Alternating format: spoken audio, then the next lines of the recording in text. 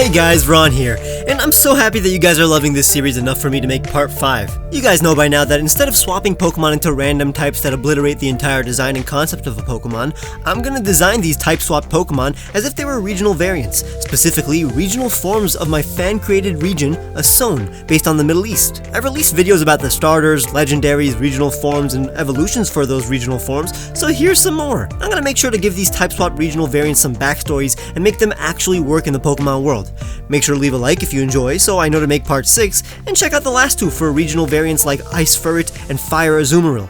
But let's begin with the opposite. How about we create an Ice-type Houndoom? Now, Houndoom is based on a Hellhound, but I want to make a Hellhound based on the cold interpretations of Hell, like Helheim, where the Norse goddess Hel rules over a cold and dark underworld, and has her own Hellhound. This is the origin of the term Hell in general, and perhaps we'll take some inspiration from the icy ninth circle of Hell as described by Dante's Inferno. But since we're associating this Houndoom with the actual underworld, let's make him a ghost type as well. Let's hop to it. So it's basically an Ice Houndoom. We're making the face, its mouth is going to be closed since it's less vicious and more stoic. Throughout the process, I'll give him patterns that Doberman Pinschers have, and its defining features will be its ice horns. I decided to make its snout a block of ice as well, with a skull motif, so it's more visibly quote-unquote dead. The skeleton motifs it had are now made of ice as well, or at least covered in them. A sharp ice tail, more ice, and finally, frozen claws, finishing up the Doberman patterns and giving it demon eyes. Obviously the ice will be ice colored and the patterns will be blue. I was ready to finish since I wanted this guy to be white like snow and, traditional ghosts, but I experimented with that blue and I had to face it, it looks delicious.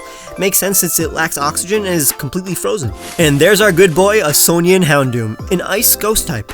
Believed to be the original breed of Houndoom. Some believe it was bred with ancient Arcanine in order to create the Houndoom found in Johto. It is cold inside and out. Contact with this Pokemon's fangs instantly inflicts frostbite. It's able to detect spirits, and its howls can lower the temperature of its surroundings, ushering in the cold season. Its frosty breath can suck the life force out of anything. They are fairly unresponsive and aloof. Unlike other Houndoom, Asonian Houndoom roam cold landscapes alone. They will only attack those who, according to their senses, are already on the brink of death. Here's the shiny. Their stats are the same as normal Houndoom, except they have the ability Snow Warning and a new ability called Sub-Zero, which has a 10% chance of freezing on contact. It has a new signature move called Frostbite. It's similar to Ice Fang, except it deals 80 damage and has a 10% chance of burning the opponent. It has the hidden ability Ice Body, by the way. I'm definitely glad this wasn't a color swap of Houndoom like my Ice Lycanroc a while back. It looks exactly like how I wanted it to. Something any kid would want to have on their team. Something cool. Now keep in mind that by now we have a lot of regional forms in the region, so Pokemon like this Houndoom may be scrapped from the final Asonian Pokedex, since I still prioritize Pokemon who make sense in a Middle Eastern region. There are also enough Ice types by now, so I'll have to think long and hard about which ones to keep.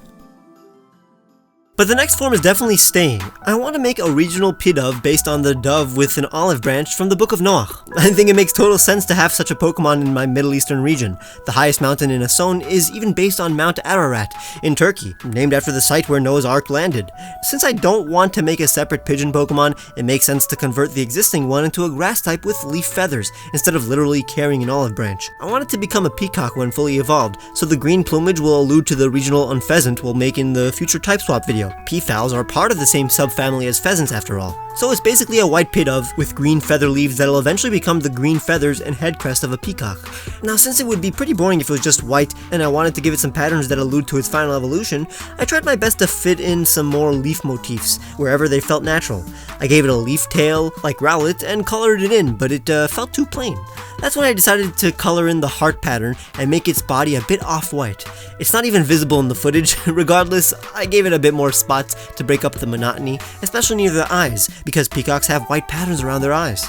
Let's welcome Asonian Pidove, a grass flying type. A very friendly and serene Pokemon. It's actually slightly more intelligent than its Unovan counterpart, although still naive and extremely trusting. They love journeying throughout Asone looking for those in need. It carries seeds to plant wherever there is famine. It has become a symbol of peace and prosperity. In ancient times when a Pidove would reappear in a ravaged land, it was an indication of the end of strife. When in battle, it's able to shoot out sharp leaf-like feathers from its wings, although it does prefer to preen its plumage instead of battle. Here's the shiny. It has the abilities Big Pecs and Super Luck luck with the hidden ability Serene Grace. I've always wanted to fully make an Olive Branch Dove Pokemon since I was a kid, so this has come full circle. I can't wait to create its peacock-inspired Unpheasant. I think Asonian Tranquil will be a mix of a dove and peafowl, perhaps inspired by albino peacocks. Whatever, this is cute. Hope you like it. Next is Dusknoir. This Pokemon is basically the Grim Reaper or even a Shinigami, a Pokemon that guides spirits to the spirit world. But how about we make a fairy type that is more inspired by angels and Western interpretations of the divine, specifically the Angel of Death. I want it to be a good angel that just so happens to have the job of escorting souls to the afterlife, like Azrael, or maybe even Michael in some interpretations. This Pokemon is a fairy ghost, and specifically takes good souls to Pokemon Heaven, whatever that is. At first it was easy since the antenna perfectly translated into a halo, and the collar was easily extended into feathery wings, but then I hit a few blocks. This was actually harder than I expected since the concept is basically the same as the original but more benevolent, so I resolved to turn it fluffy, rounder, and make the patterns a bit different. Now I started adding elements that only complicated the design and didn't really have any purpose. Removed them and settled with this, but made sure to change the eye so it looks more friendly, like it's squinting. The colors are angelic and cute, but I decided to give it more of a pastel tone by the end. Here is Asonian Dusknoir, a ghost fairy type. It's believed that the alpha Pokemon relays missions to Dusknoir directly to the antenna-like halo on its head. This halo can sense the coordinates of righteous individuals who are about to pass on. It journeys through the region, finding the most pious elderly and protecting them so they can die in the most gracious manner. Dusknoir is compelled to guide souls towards a desired afterlife. It likes to observe the habits of the most compassionate and heroic people. It enjoys seeing life lived to the fullest, since to Dusknoir, life is precious because of its fleeting nature. It's able to relay such deep emotions using its halo. In battle, it shoots out powerful beams from its halo as well. The mouth on its stomach can open up and absorb energy that is directed towards Dusknoir.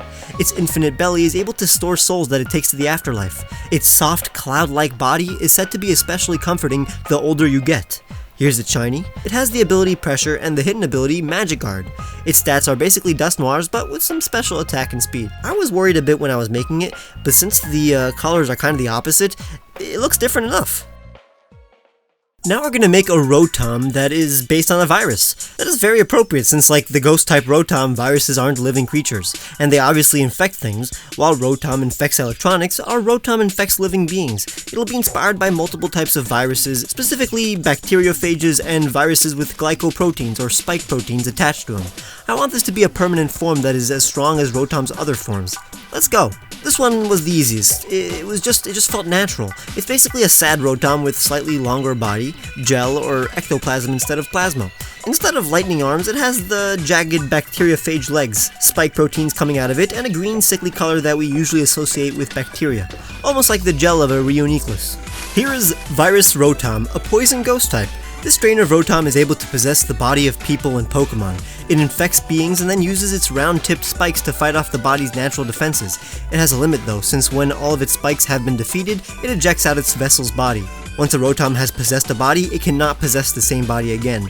It has been found that this Rotom uses its vessel to create more normal Rotom by harnessing the electrical impulses of the vessel's body, consuming and then releasing these electrical impulses in accumulated balls. The electric-type Rotom then becomes Rotom viruses when they glitch out while phasing out of a device. All of the electricity within that Rotom is left within the device, and the Rotom can no longer inhabit electronic devices. Here's the shiny.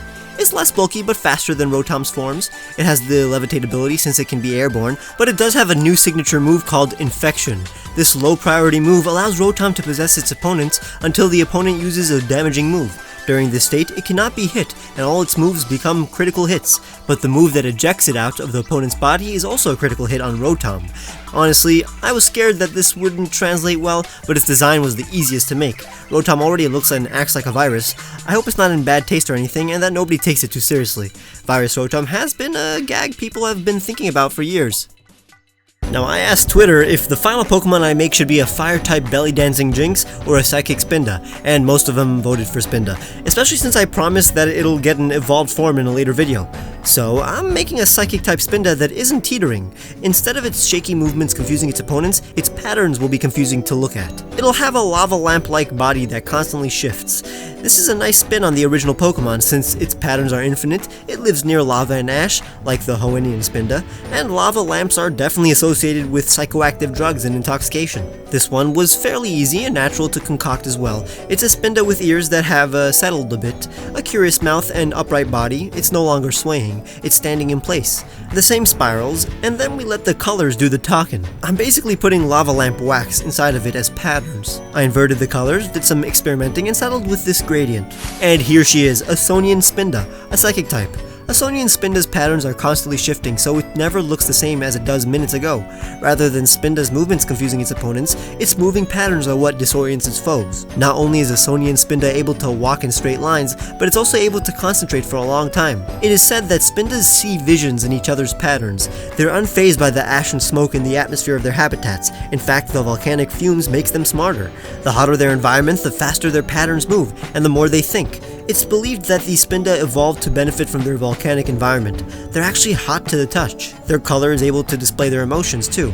Warmer colors mean passion, curiosity, and vitality, while cooler colors mean lethargy, sadness, and distaste. Their neutral state is purple. Here's its shiny. Its stats are slightly different. It has the ability's own tempo and a new ability called Boiling Blood, which boosts Spinda's special attack when hit by a fire-type move. This also makes it immune to fire. Its hidden ability is contrary. While I have the basic concept of its evolution, let me know if you have any ideas for Spinda's evolved form in the comments below. I hope you enjoyed these creations too, enough to leave a like and subscribe for some more videos like these. Make sure to follow me on Twitter and Instagram where I will post final full artwork of these from time to time, and check the description for the music I used, the t-shirts I made for you guys, and my Patreon, where you can get cool rewards like seeing my videos days early, or click the join button for the same rewards. Bye!